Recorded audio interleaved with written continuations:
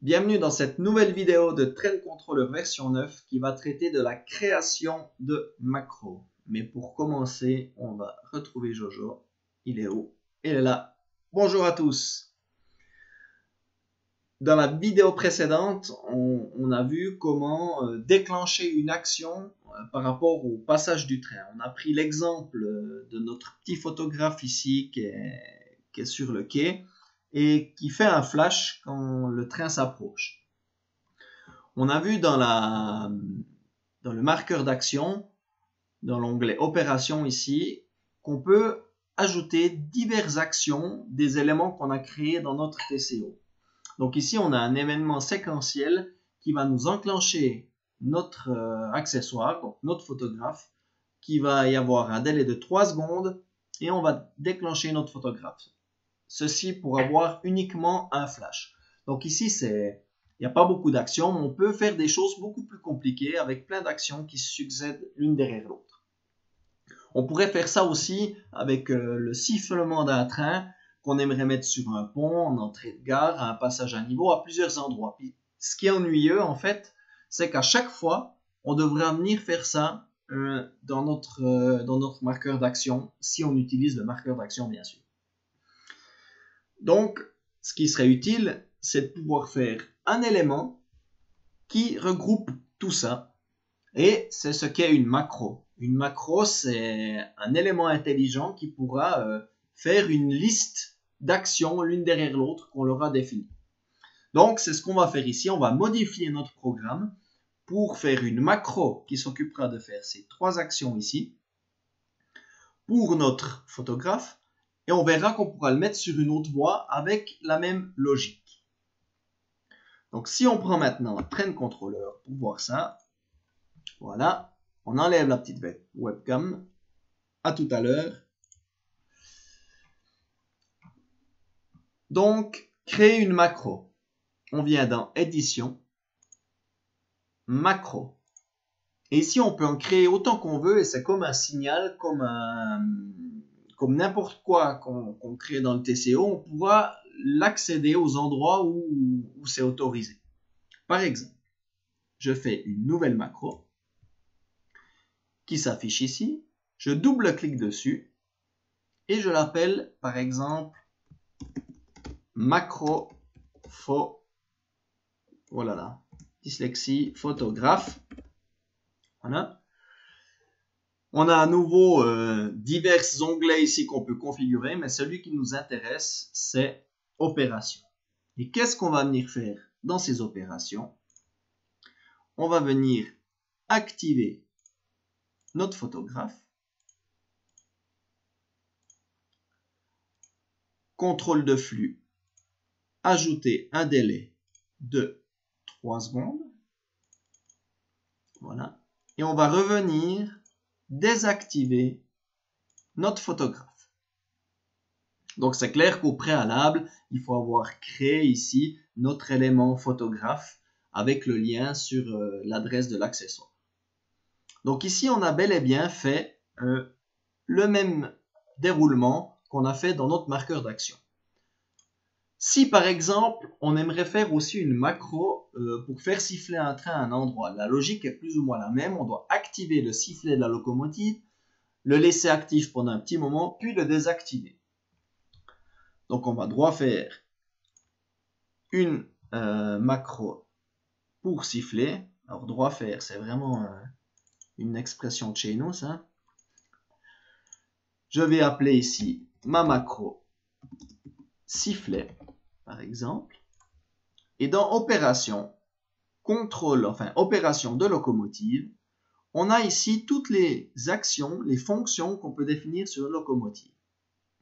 On va chercher sifflet, activer, opération de contrôle de flux, délai 3 secondes, donc on va ici mettre aussi 3 secondes.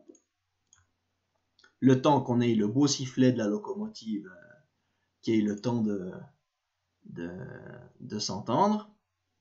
Et ensuite, opération de locomotive, le sifflet, ajouter, et ici, déclencher. Voilà. le petit icône est gris. Donc ici, on a créé une deuxième macro qu'on pourrait réutiliser n'importe où sur notre maquette. Je ferme, j'enregistre. Et maintenant, je vais venir ici sur ma voie 2, dans mon marqueur d'action photographe. Et ici, à la place de mettre tout ça, on va venir mettre une macro. Donc tout d'abord, on va enlever toute la logique qu'on a mis précédemment. Et on va venir dans macro. On retrouve ici la liste des deux macros qu'on a fait précédemment. Et je mets mon photographe. Et on va une première fois tester si ça fonctionne. Donc je vais mettre ma locomotive un peu plus près. Comme ça, on aura moins de temps à attendre. J'enclenche mon simulateur. Je démarre mon trajet et je visualise mon canton. Alors bien sûr, il faut activer les animations parce que j'avais fait ce bouton d'activation précédemment. Donc ma locomotive a démarré. Elle va pénétrer sur le canton incessamment sous peu. Voilà, c'est fait. On va avoir notre marqueur d'action qui va être activé. Voilà, le photographe est activé. 3 secondes et se désactive. Donc ça fonctionne. Si maintenant je remets ma locomotive de ce côté, je viens activer ma rétrosignalisation, je viens interdire le passage sur ma première voie et que j'aimerais faire la même chose sur la voie 1, pas de problème. Je viens sur la voie 1, je mets un marqueur d'action à 2 mètres. Je mets toujours un nom, c'est toujours bien. Donc marqueur photographe, cette fois je vais mettre Saint-Imier, voie 1. Et dans les opérations, même chose, je viens dans liste des macros et je mets mon photographe. Et ce qu'on va encore ajouter ici, par exemple, parce que la voie 1 a un passage piéton qui passe à travers, on va donner un coup de sifflet. Donc par exemple, je pourrais ici mettre un délai de 2 secondes. 2, voilà.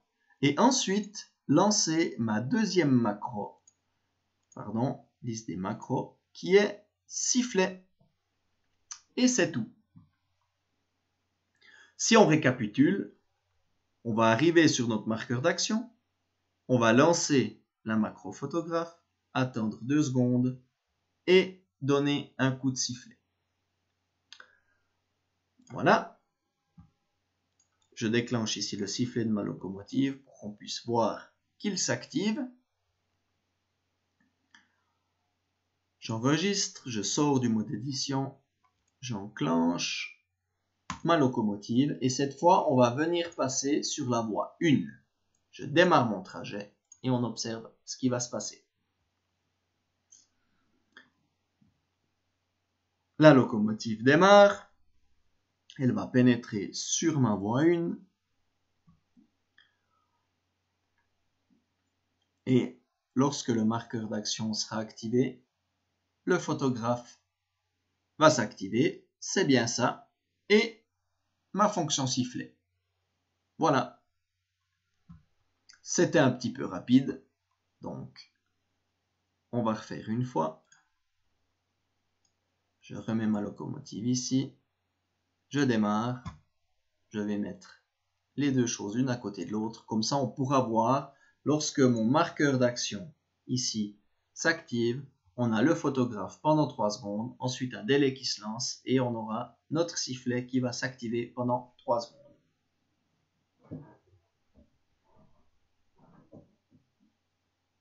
Voilà notre photographe, notre sifflet, le photographe qui passe à rouge et le sifflet qui se déclenche.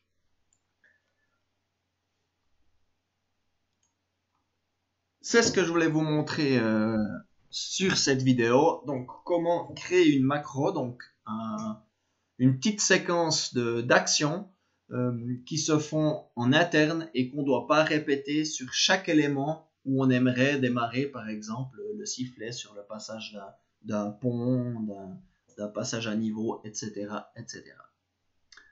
C'est tout pour cette vidéo. Donc, petit pouce bleu si ça vous a intéressé. Abonnez-vous si vous voulez voir les prochaines vidéos. Et en parlant de prochaines vidéos, rendez-vous dans la prochaine vidéo. Bye bye!